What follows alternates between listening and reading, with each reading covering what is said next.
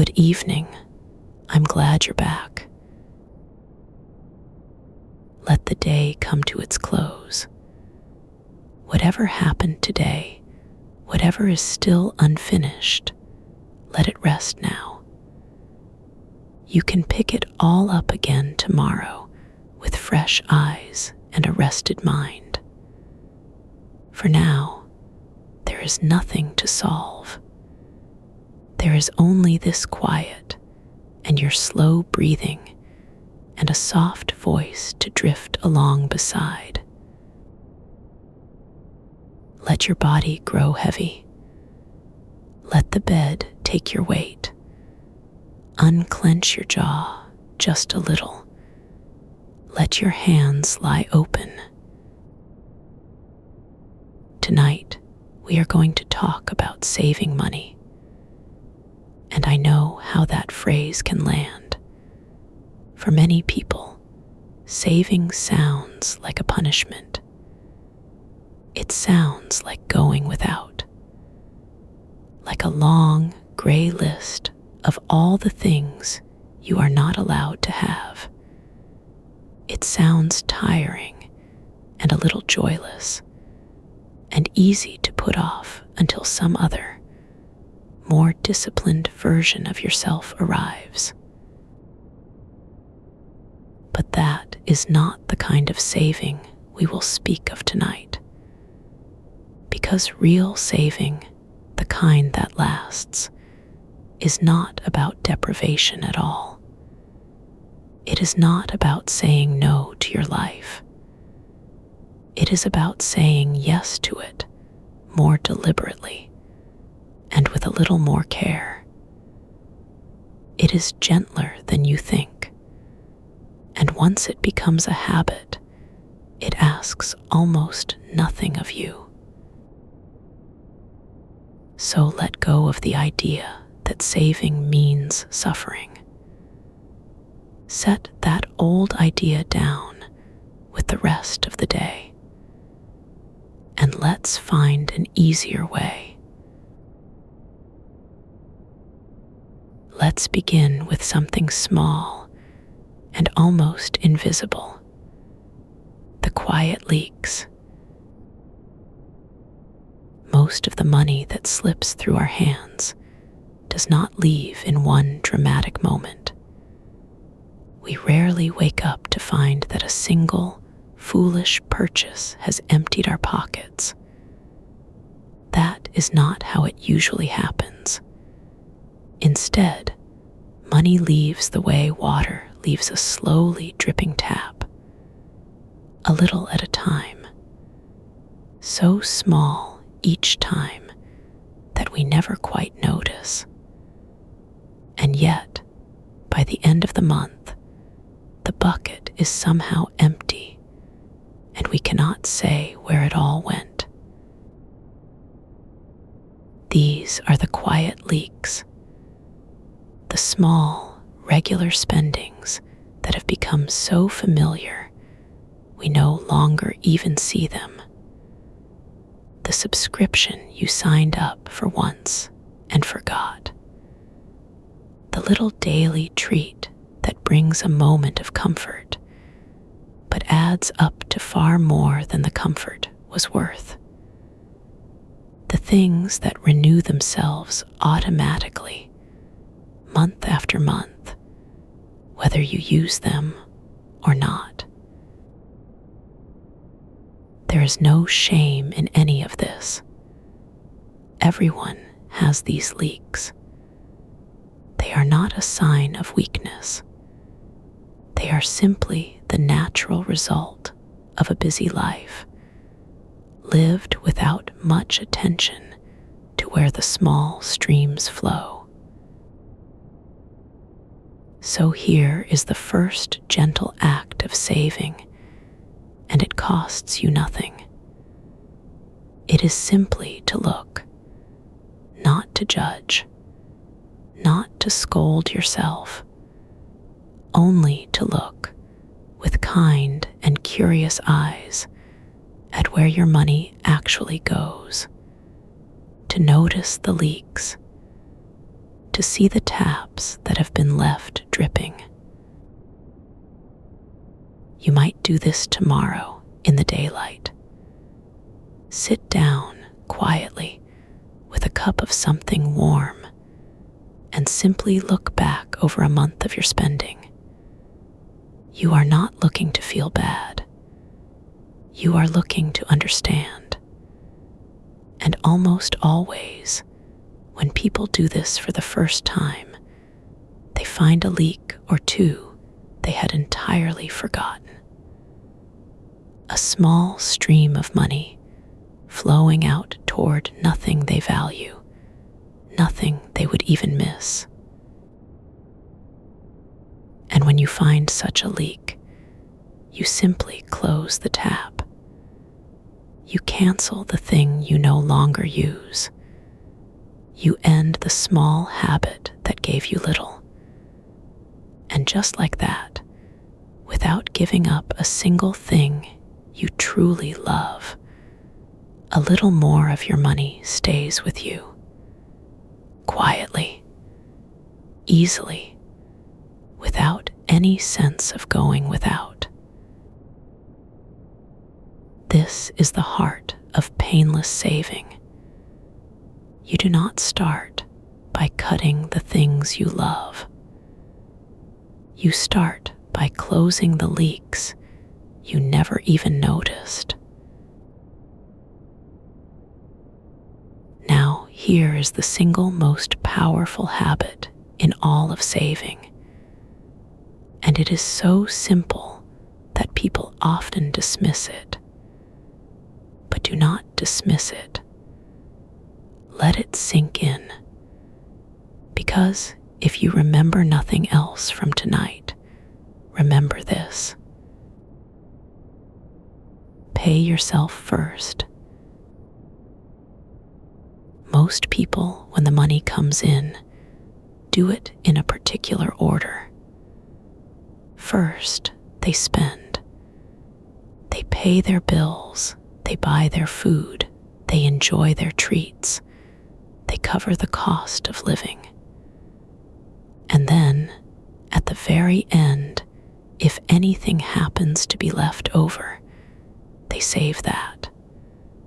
Whatever remains, whatever survived the month.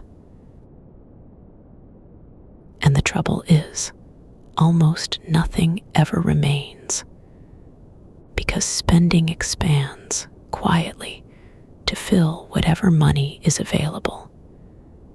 However much comes in, life finds a way to use it all.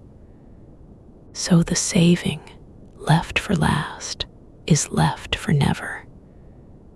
There is always something. There is always a reason. And the months turn into years, and still, there is nothing set aside. So we turn the order around. We pay ourselves first, before the spending, before the bills, before anything else.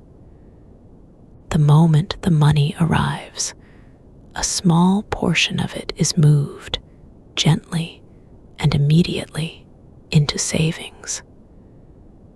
Set aside for your future before your present has a chance to spend it. And here is the quiet magic of it.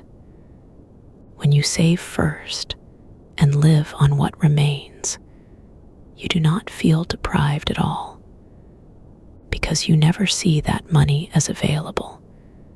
It was gone before you could grow attached to it. And life, in its clever way, simply adjusts to the slightly smaller amount that is left. You will be surprised how little you miss it. The same life, the same comforts, the same joys, somehow still fit inside what is left over. You do not need to save a large amount for this to work. Begin with whatever feels easy, so easy that it does not frighten you, a small slice taken first every time money comes in. The amount matters far less than the habit. Once the habit is in place, the amount can grow slowly as you grow used to it. Pay yourself first. Such small words, such a large difference. There is one more thing that makes this almost effortless. And it is this: whatever you decide to save, arrange for it to happen automatically, without your having to choose it each time. Willpower is a tired friend. It is strong in the morning and weak by night. It is strong when we feel inspired and weak when we feel discouraged. If saving depends on you feeling disciplined in the exact moment the money arrives, then saving will be uneven and uncertain and easily abandoned on a hard day. So take yourself gently out of the way. Set up a small, automatic movement of money on the day it tends to arrive into a separate place where it can rest and grow. And then forget about it. Let it happen quietly in the background, the way your heart beats without your asking it to.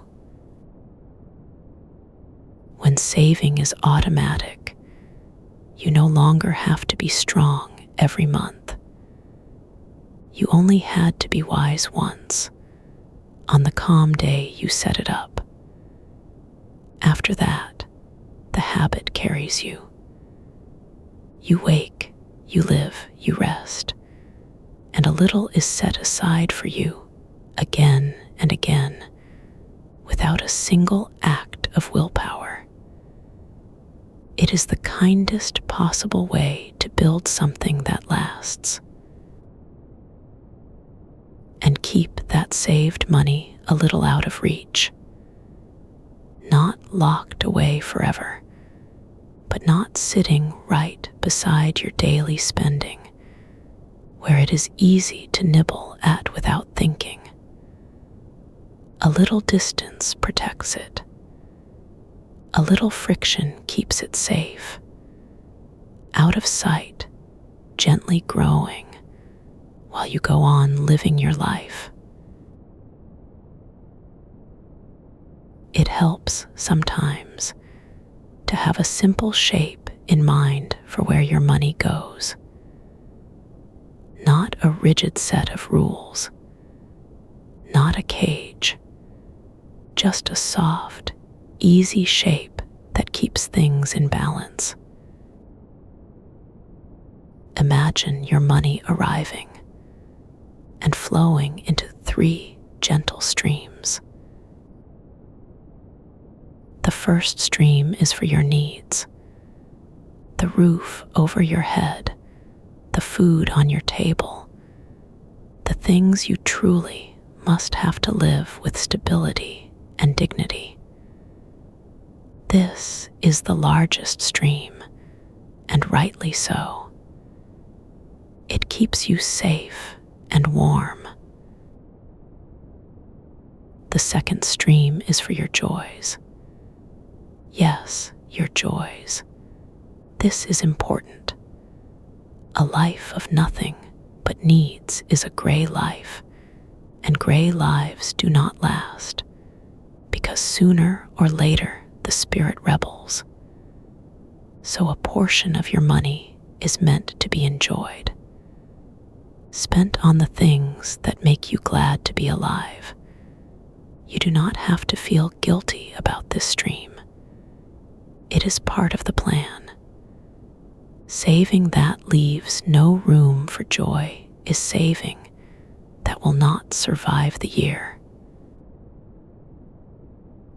third stream is for your future. This is the pay yourself first stream, the portion set aside first and automatically for the version of you who comes later. The cushion, the seeds, the freedom you are quietly building. You do not need exact numbers tonight. You only need the shape.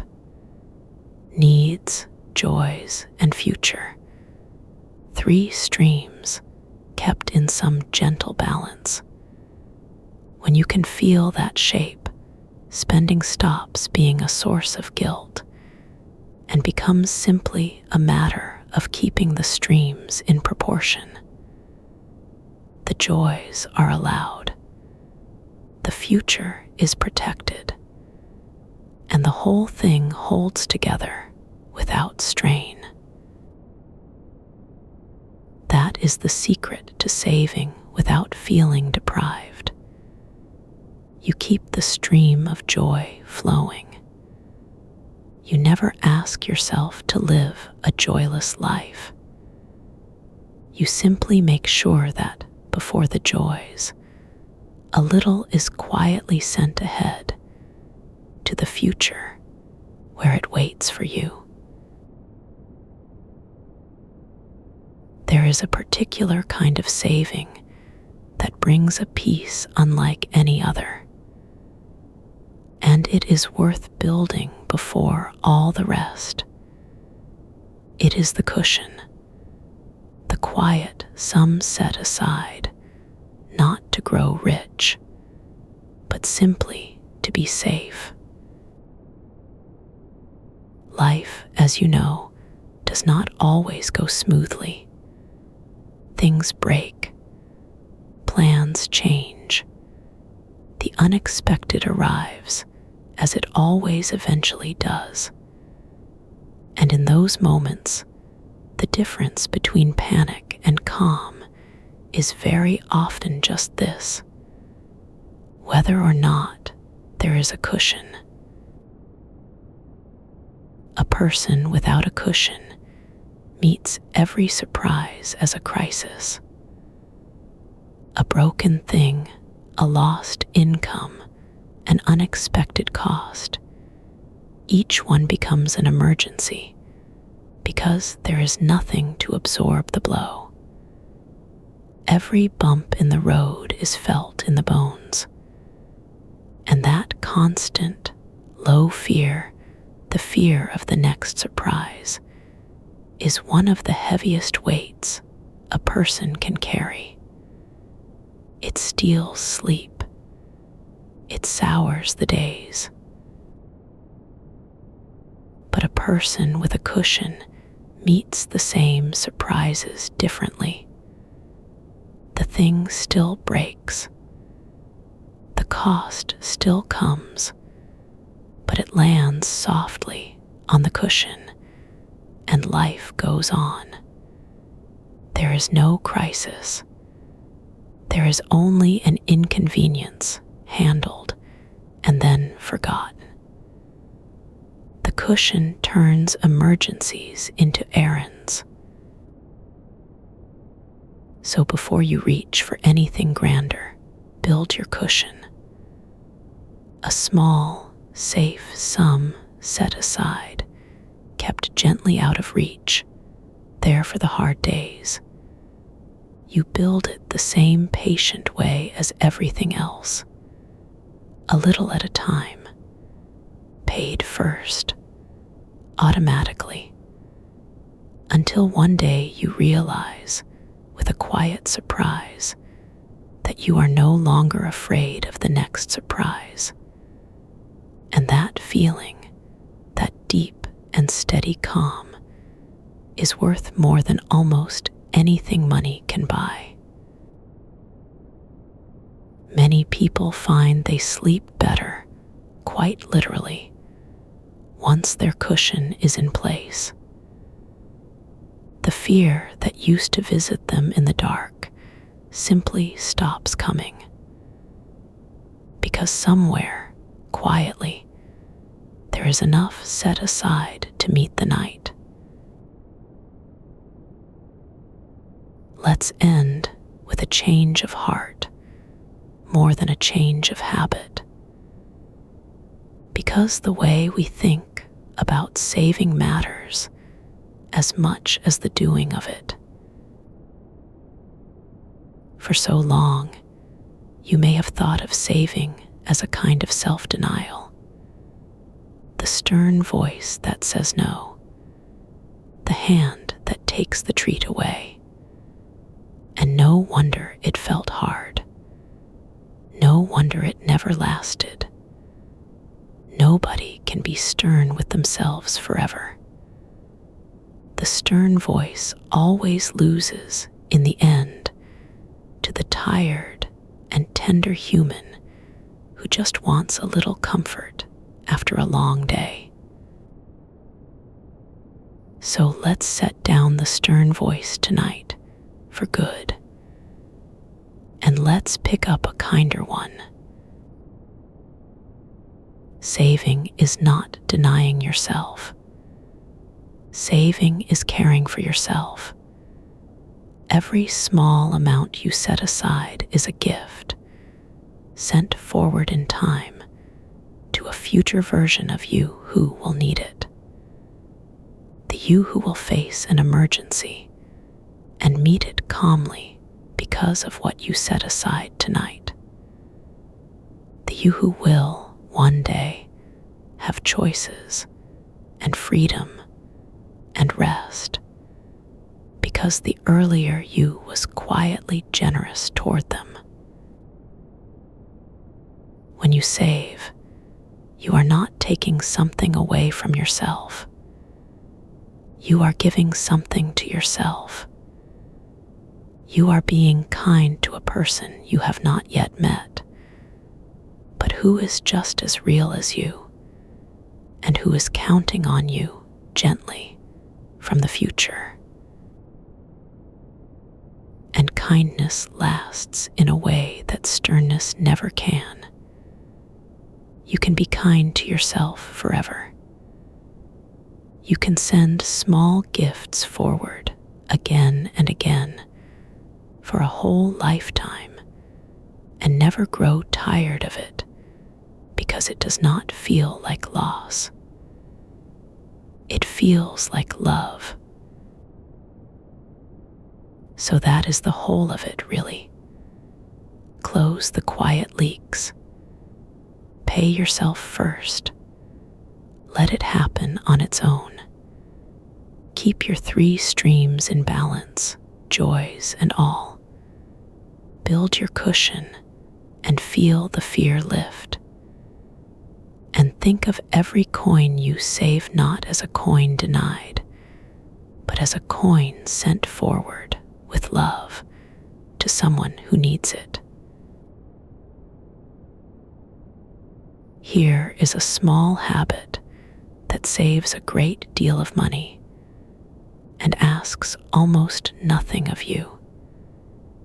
It is simply the pause. So much of our spending is not really chosen. It happens quickly in a small rush of feeling. We see a thing. A want flares up, bright and urgent. And before the feeling can fade, we have already bought it. The wanting and the buying happen so close together that there is no room in between for any thought at all. But wants are strange things. Most of them are not nearly as deep as they feel in the moment. A want can burn very brightly, and then, if it is simply left alone for a little while, quietly burn out, leaving no trace. The thing you were sure you needed this afternoon, you cannot even remember by tomorrow. The flare passes, the calm returns, and you are glad later that you did not act every passing fire. So we make a little room. We add a pause between the wanting and the buying.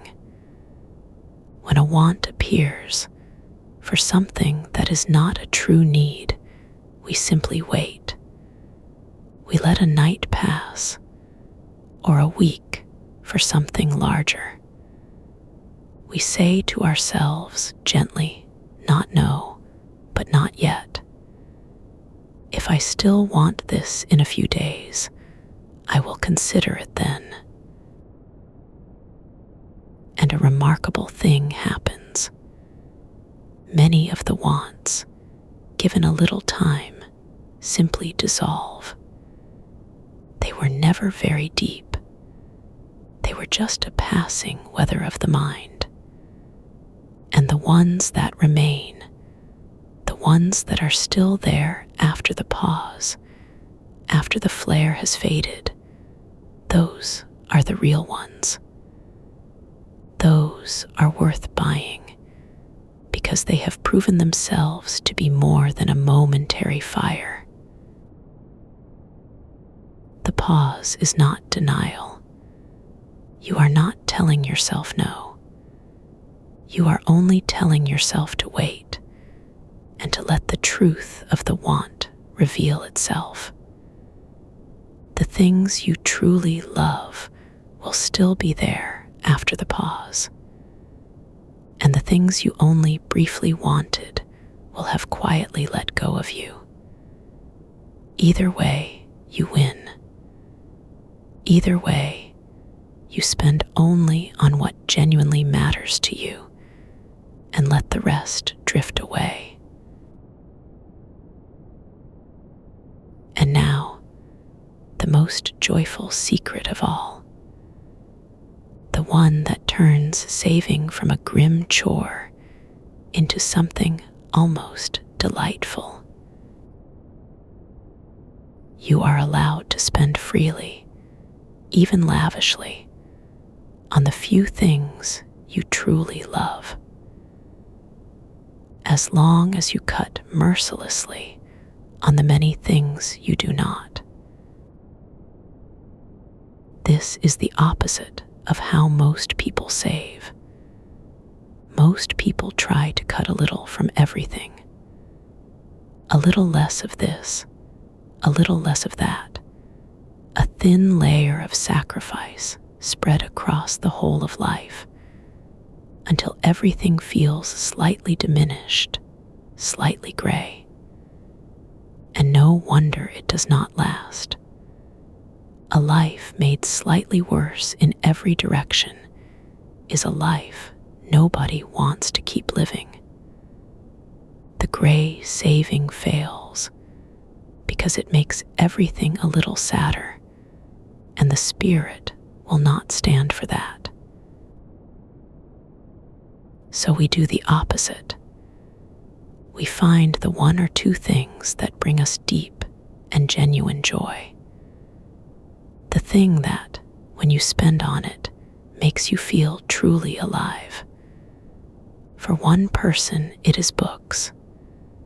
For another, good coffee or travel, or a beautiful meal shared with people they love. And on those few things, we do not skimp at all. We spend on them gladly, fully, without guilt. And then, on everything else, the things we do not really care about, the things we buy out of habit or status or simple inattention, we cut without mercy and without regret. Because cutting those things costs us nothing. We never loved them anyway. We were only spending on them out of forgetfulness. This is how saving stops feeling like deprivation. You are not giving up the things you love. You are giving up only the things you never cared about, the things that were quietly draining your money toward nothing. And you are keeping, in full the joys that make your life your own. A life like this does not feel poorer for the saving. It feels richer, clearer, more like you. Spend freely on what you love. Cut deeply on what you do not. And let saving become, of all things, a kind of pleasure. You have listened well. Or perhaps the words have softened into a gentle hum by now, and you are already halfway into sleep. Either way is exactly right. You do not need to hold on to any of it. The understanding will keep until morning. There is nothing for you to do tonight. No leak to close in the dark. No habit to begin before dawn. Tonight is only for rest. The saving can begin gently tomorrow in the daylight, one easy step at a time. So let your breathing slow. Let the bed hold you. Let the day stay where you left it, on the floor, until morning. Somewhere ahead of you, a future self is waiting. And tonight, simply by understanding, you have already begun to take care of them. Rest now. You are doing better than you think. Good night.